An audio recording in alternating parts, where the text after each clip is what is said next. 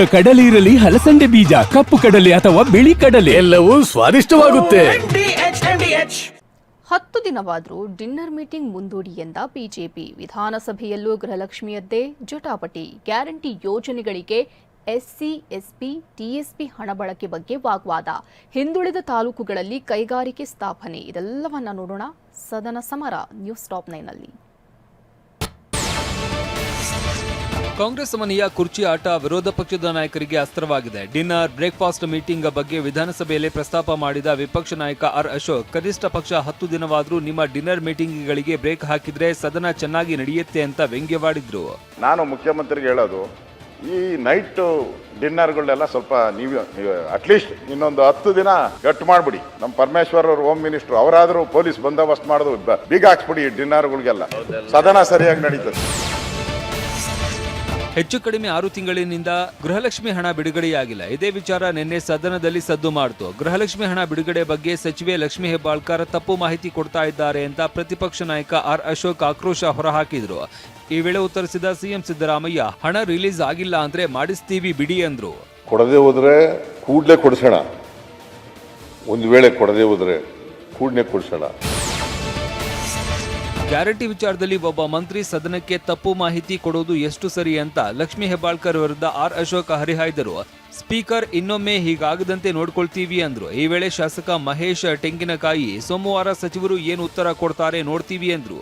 ಮಂತ್ರಿ ಈ ತರ ಸದನಕ್ಕೆ ತಪ್ಪುಗಳು ಹೇಳಿದ್ರೆ ಸದನದಲ್ಲಿರೋ ನೀವೆಲ್ಲರೂ ಹೇಳೋದನ್ನ ನಾವು ಯಾವ ಗ್ಯಾರಂಟಿ ಅಂತ ನಂಬೇಕು? ನಾವು ಇವತ್ತು ಸದನಕ್ಕೆ ತಪ್ಪದಾರಿಗಳಿರ್ತಕ್ಕಂಥ ಕೆಲಸನ, ಸದನದಲ್ಲಿ ಸುಳ್ಳು ಹೇಳ್ತಕ್ಕಂಥ ಕೆಲಸನ ಮಾನ್ಯ ಸಚಿವರು ಮಾಡಿದ್ದಾರೆ. ಸ್ವತಃ ಮುಖ್ಯಮಂತ್ರಿಗಳು ಹೇಳಿದ್ರೆ, ಆಯ್ತಪ್ಪ ನಾನು ಏನಾದರೂ ದುಡ್ಡು ಹಾಕಿಲ್ಲ ಅಂದ್ರೆ ನಾನು ಹಾಕಿ ಕೊಡ್ತೀನಿ ಅಂತಕ್ಕಂಥ ಮಾತನ್ನು ಹೇಳಿದ್ದಾರೆ.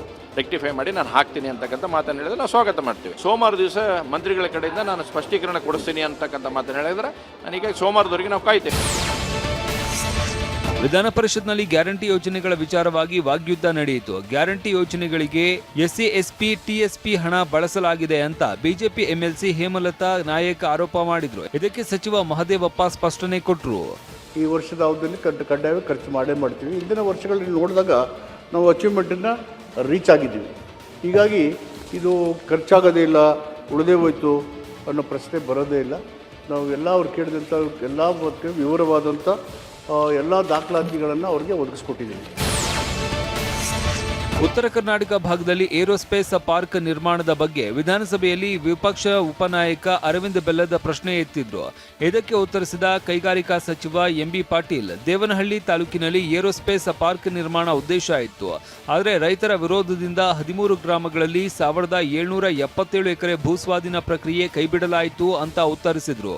ಧಾರವಾಡ ಜಿಲ್ಲೆಯಲ್ಲಿ 3000 ಎಕರೆಯಲ್ಲಿ ಕೈಗಾರಿಕೆ ಪ್ರದೇಶ ಅಭಿವೃದ್ಧಿ, ಏರೋಸ್ಪೇಸ್ ಕಾಂಪೋನೆಂಟ್ ತಯಾರಿಕಾ ಘಟಕಗಳಿಗೆ ಅಗತ್ಯ ಭೂಮಿ ಮೂಲಸೌಕರ್ಯ ಒದಗಿಸುವುದಕ್ಕೆ ಸರ್ಕಾರದಿಂದ ಕ್ರಮ ವಹಿಸಲಾಗಿದೆ ಅಂತ ತಿಳಿಸಿದ್ರು.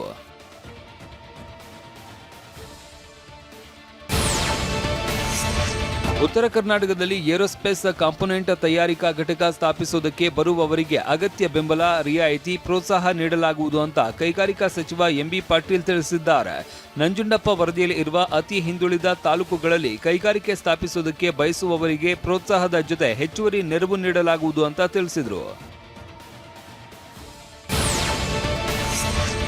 ನೇಕಾರರಿಗೆ ವಿದ್ಯುತ್ ಮಗ್ಗಗಳಿಗೆ ಉಚಿತ ವಿದ್ಯುತ್ ವಿಚಾರವಾಗಿ ನಿಪ್ಪಾಣಿ ಶಾಸಕಿ ಶಶಿಕಲಾ ಜೊಲ್ಲೆ ವಿಧಾನಸಭೆಯಲ್ಲಿ ನಿನ್ನೆ ಪ್ರಶ್ನೆ ಎತ್ತಿದ್ರು.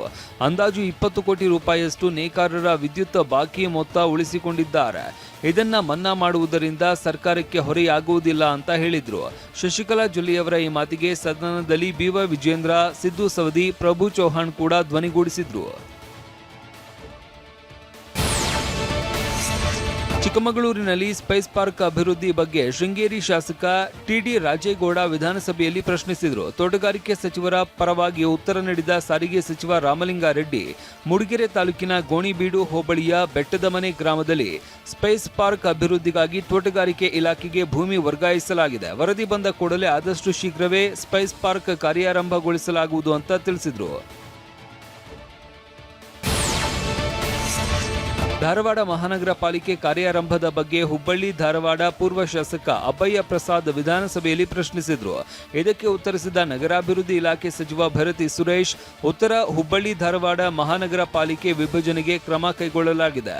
ಹೊಸದಾಗಿ ಧಾರವಾಡ ಮಹಾನಗರ ಪಾಲಿಕೆ ರಚಿಸುವ ಪ್ರಸ್ತಾವನೆಯನ್ನ ರಾಜ್ಯಪಾಲರ ಅನುಮೋದನೆಗೆ ಸಲ್ಲಿಸಲಾಗಿದೆ ಅಂತ ತಿಳಿಸಿದ್ರು. ವಾಹ್, ಯಾಕೆ ಈಗ ಬಂತ ಸ್ವಾದ? ಖಂಡಿತ ಈಗ ಬಂತು ಅಸಲಿ ಸ್ವಾದ. MDH chunky chaat masala life ಅಲ್ಲಿ ಅಸಲಿ ಸ್ವಾದ ತರುತ್ತೆ. ಅಸಲಿ ಮಸಾಲ, ಎಸ್ ಎಸ್ MDH